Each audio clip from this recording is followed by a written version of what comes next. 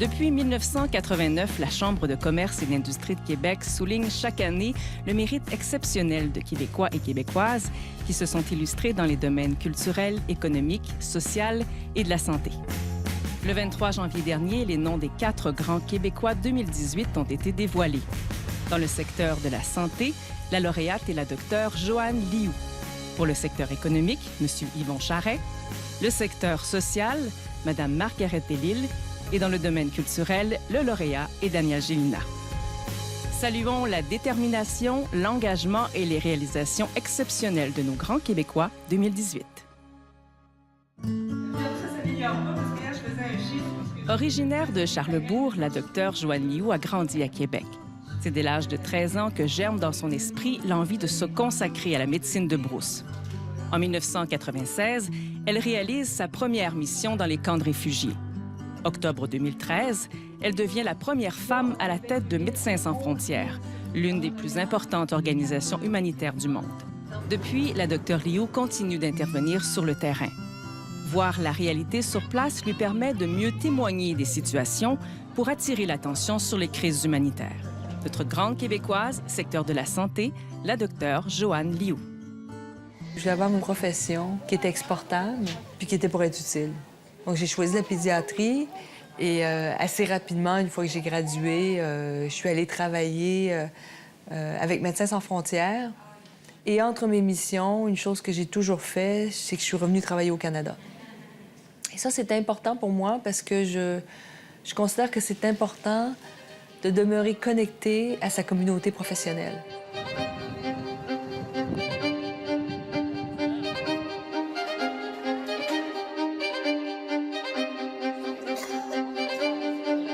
La première mission était difficile. Elle était tellement difficile que j'en suis partie. Je trouvais qu'on était complaisant par rapport à la bureaucratie onusienne. Puis en même temps, j'étais extrêmement déchirée parce que je me suis dit, c'est un rêve d'une vie. C'est pour ça que je suis allée en médecine. Bonsoir, Mesdames, Messieurs. Nous commençons avec l'indignation de Médecins sans frontières.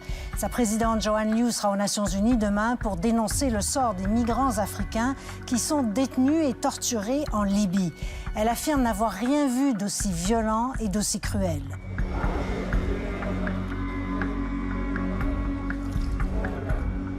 Quand j'ai pris la présidence à Médecins sans frontières, je voulais vraiment que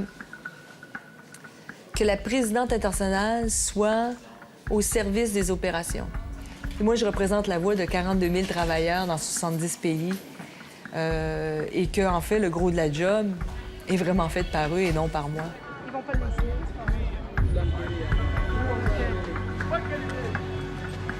C'est pas moi qui passe les checkpoints puis qui deal avec les chefs rebelles pour aller dans un hôpital. C'est pas moi qui passe la nuit sous les bombes à opérer les patients qui sont malades. Mais j'ai un profond, profond respect pour le travail de mes collègues. Qu'est-ce qui m'inquiète beaucoup, c'est le fait qu'aujourd'hui, je sens qu'on a un recul collectif par rapport à nos engagements. Et j'entends par ça les réfugiés.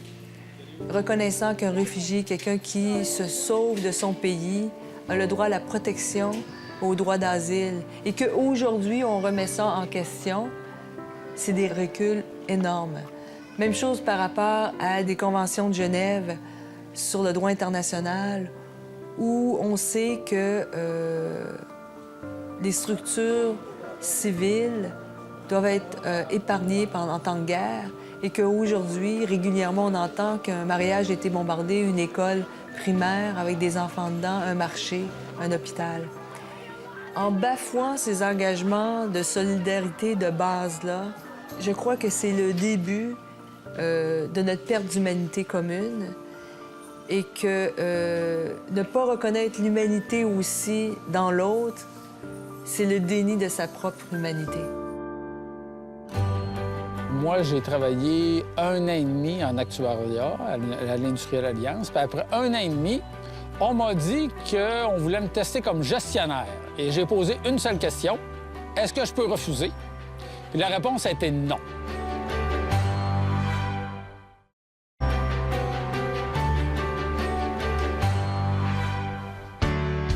Personnalité du monde des affaires, M. Yvon Charest a fait ses débuts à l'Industrielle Alliance en 1979 en tant que jeune actuaire. En 2000, il devient président et chef de la direction. Depuis, l'Industrielle Alliance connaît une croissance remarquable, présente dans toutes les régions du pays ainsi que dans l'ouest des États-Unis. L'entreprise compte plus de 5 700 employés. Le leadership et la vision des affaires de M. Charest ont su créer de nombreux emplois et générer ainsi de la richesse dans la région de Québec. Notre grand Québécois, secteur économique, M. Yvon Charest.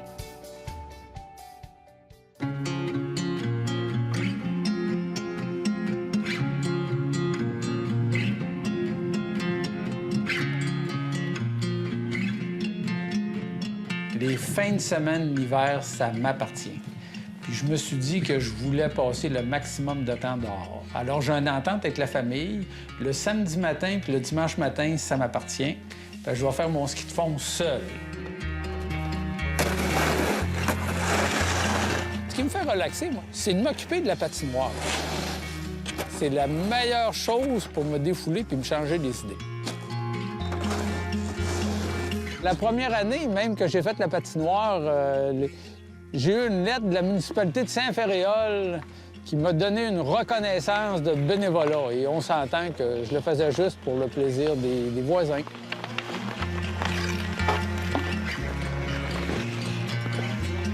J'ai travaillé 1 an et demi en actuariat à l'Industrielle Alliance. Puis après 1 an et demi, on m'a dit qu'on voulait me tester comme gestionnaire. Et j'ai posé une seule question. Est-ce que je peux refuser? Puis la réponse a été non. Il faut comprendre qu'on était en 1982. Je pense pas qu'on pourrait agir comme ça avec les jeunes en 2018.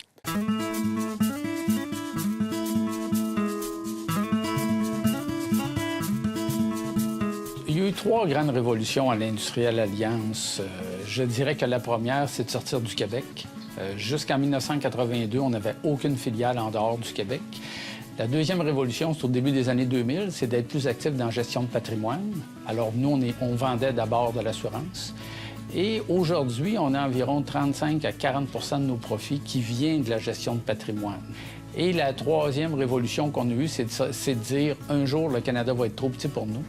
Alors, c'est en 2010 qu'on a réalisé notre première acquisition sur le territoire américain. C'est qui se trouve être parti en mission? Alors, en mission, on a José, qui est pour la mission de remise en vigueur. Il y a tellement de journalistes de Montréal qui me posent la question. Pourquoi l'Industrielle Alliance est à Québec? Puis est-ce qu'un jour, vous pensez qu'elle sera à Montréal? Et vous vous dites, écoutez, les amis, là, le bon sens fait qu'on est à 3 km de distance de l'Université Laval, qui est reconnu en offrant des super bons programmes, dont un des 3 meilleurs au Canada en actuariat. Les compagnies d'assurance de Québec, on est probablement des filiales de l'Université Laval, tellement qu'il y a eu de gens qui ont été promus là.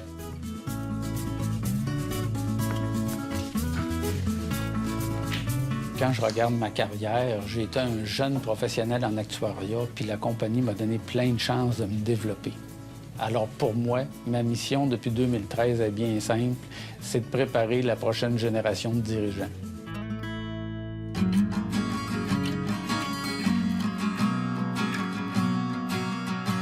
Ma deuxième famille, c'est le patron de Charlebourg. C'est géré par les religieux Saint-Vincent-de-Paul.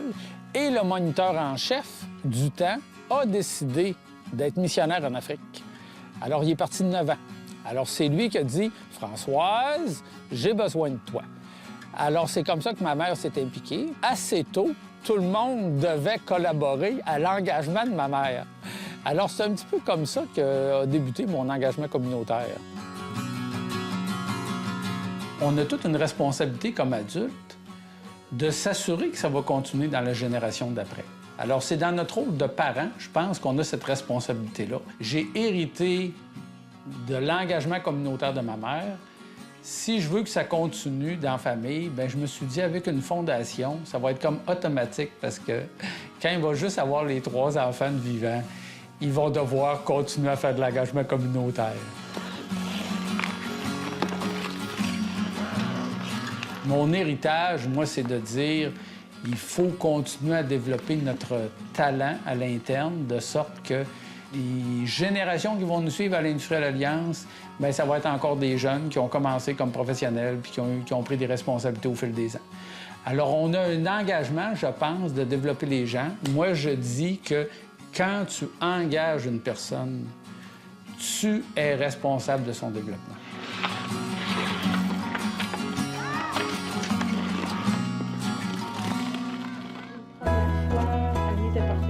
Cette année, l'Académie des Grands Québécois décerne le prix dans le domaine social à Mme Marguerite Delisle.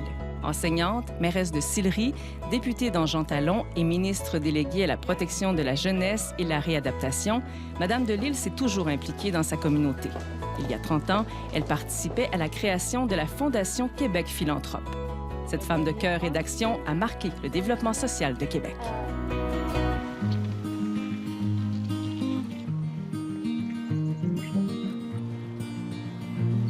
Lorsqu'on m'a demandé de siéger comme commissaire à la Commission des champs de bataille nationaux, je trouvais ça vraiment extraordinaire parce que moi, de l'âge de 3 ans jusqu'à 11 ans, j'ai vécu sur la rue de Bernière, donc ma cour arrière était les plaines d'Abraham. Quand je suis arrivée, le débat était enclenché sur l'ouverture ou non là, de la cour Gilmore à l'année. Est venue l'idée, dans un brainstorming, de faire un sentier qui longerait la falaise. Alors, ça a été vraiment une idée extraordinaire, puis il est magnifique. Je retiens de mon passage à la ville et à la mairie en particulier des souvenirs impérissables. Ce milieu est le milieu le plus près du citoyen, avec tout ce que ça peut comporter, des fois de critiques beaucoup plus vives, beaucoup plus près de toi.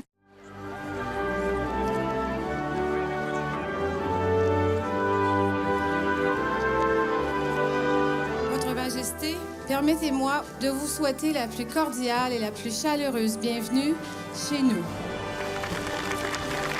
La reine Élisabeth est venue en 1987 à l'automne. Elle venait, je pense, si je me souviens bien, à Victoria pour les Jeux du Commonwealth et elle souhaitait venir au Québec. Il y avait un contexte politique qui était très difficile. Alors, les gens du protocole sont venus me voir pour me demander si le Conseil accepterait de la recevoir. On a dit oui. On a organisé une activité à l'extérieur, mais c'est quelque chose parce que le protocole est très exigeant. Il faut que tu te pratiques avant. Au mois d'août, je pense qu'ils m'ont demandé ce que je porterais au mois d'octobre. C'était une expérience formidable. Merci, M. le Président. Alors, j'ai l'honneur et le privilège de déposer le projet de loi 125, loi modifiant la loi sur la protection de la jeunesse et d'autres dispositions législatives. Fait marquant de mon parcours politique à l'échelle provinciale, c'est mon unique fait d'armes. J'ai amendé de façon assez importante, ça se fait aux 10 ans, la loi sur la protection de la jeunesse.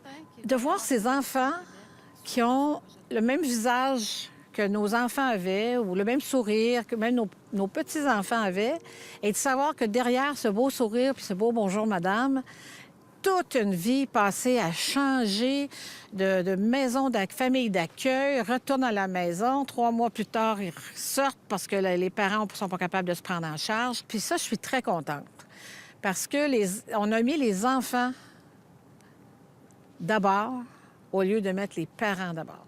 Depuis plus de 20 ans, la Fondation Québec Philanthrope rassemble des gens généreux qui veulent financièrement collaborer pour apporter des changements positifs et des impacts sociaux porteurs dans notre grande région de Québec. La Fondation Québec Philanthrope, c'est une organisation qui gère 80 millions d'actifs et 658 fonds philanthropiques. Ce sont des fonds individuels. La Fondation s'est éclatée depuis 1 an et demi. On a plus de personnel, on a plus de fonds de créer. Puis notre objectif, c'est de pouvoir en distribuer davantage dans la communauté. Il faut juste déterminer quels sont les besoins réels de notre région et comment on va répartir ces fonds-là. Le bénévolat est arrivé dans ma vie, j'étais toute petite. Ma grand-mère m'amenait souvent avec elle. Puis je me souviens même de lui avoir demandé un jour, « Mais pourquoi tu fais ça? » Puis elle m'avait dit que dans la vie, quand on avait un petit peu plus que les autres, il fallait savoir redonner. Mon avenir, je le vois Je le vois comme je le voyais il y a 25 ans, sans savoir où ça va me mener.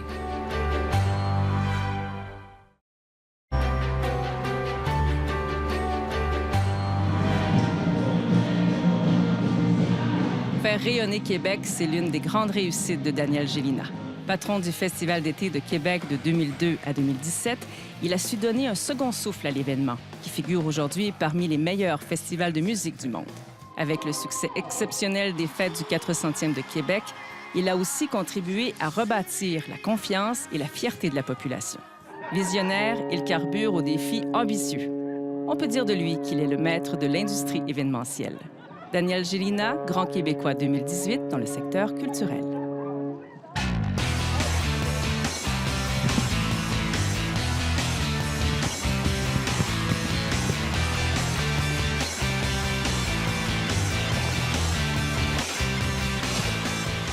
Les gestionnaires de gros événements au Québec sont pas faciles à trouver. Il n'y a pas de cohorte, il n'y a pas de formation précise dans ce domaine-là. Puis pour moi, je considère que c'est une grosse carence. Et de là, la difficulté des centaines d'événements au Québec à trouver des gens qui ont une capacité puis une connaissance périphérique, en fait. Parce que ce qu'on fait, c'est de connaître les communications, la production, l'administration, les communications puis la programmation. Donc, ce sont tous des secteurs qui sont tous distincts, mais ça prend quelqu'un qui a une connaissance un peu de tous ces secteurs-là.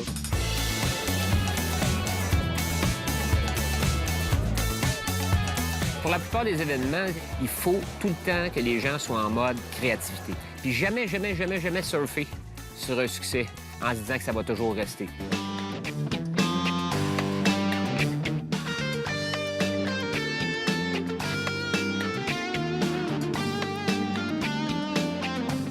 Il y a vraiment une logique liée au succès. Puis cette logique-là a fait référence à un paquet de composantes, un paquet de facteurs.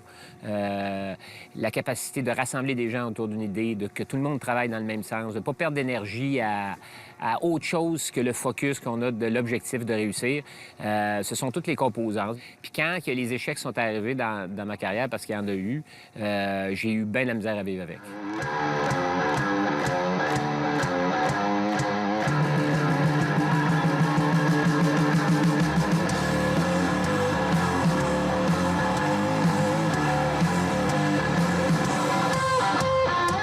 Moi, ma pression, je la gère beaucoup en me sécurisant. Puis me sécuriser, moi, c'est de m'entourer de gens qui sont plus forts que moi, qui vont embarquer avec moi, d'aller chercher les bonnes ressources. Ça me sécurise. Travailler d'avance, c'est quelque chose qui me sécurise beaucoup. Être très en amont. La planification, pour moi, c'est une façon de me sécuriser, de réduire ma pression.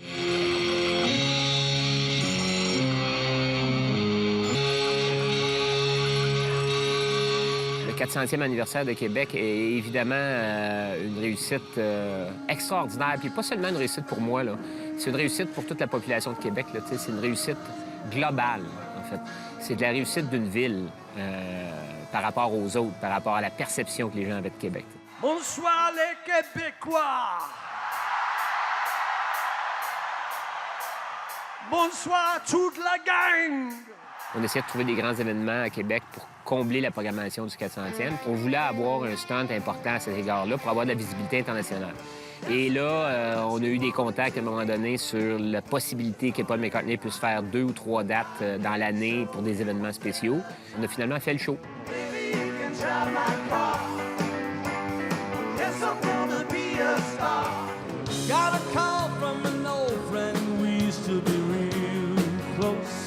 Festival d'été, c'est certain que là où on est parti en 2003, puis là où on l'a mené en équipe, c'est fantastique, c'est extraordinaire. Je pensais jamais même pouvoir amener ça si loin que ça.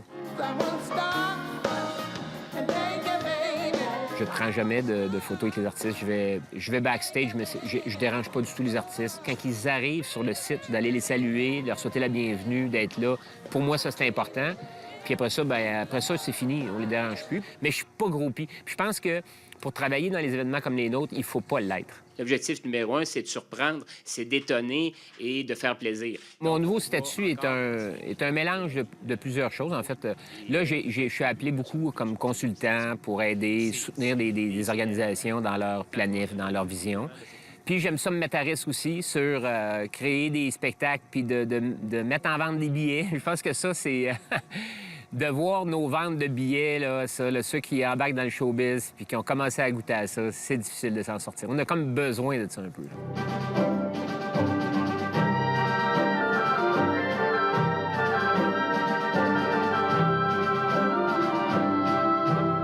Je suis rendu à 58 ans. Des fois, j'ai tendance à l'oublier. Aujourd'hui, tout le monde vit plus longtemps, on travaille plus longtemps, on est actif plus longtemps. J'ai pas l'impression, moi, que j'ai perdu de l'énergie, là, encore, que je suis encore capable de prendre plein de défis. Fait que mon avenir, je le vois comme je le voyais il y a 25 ans, sans savoir où ça va me mener.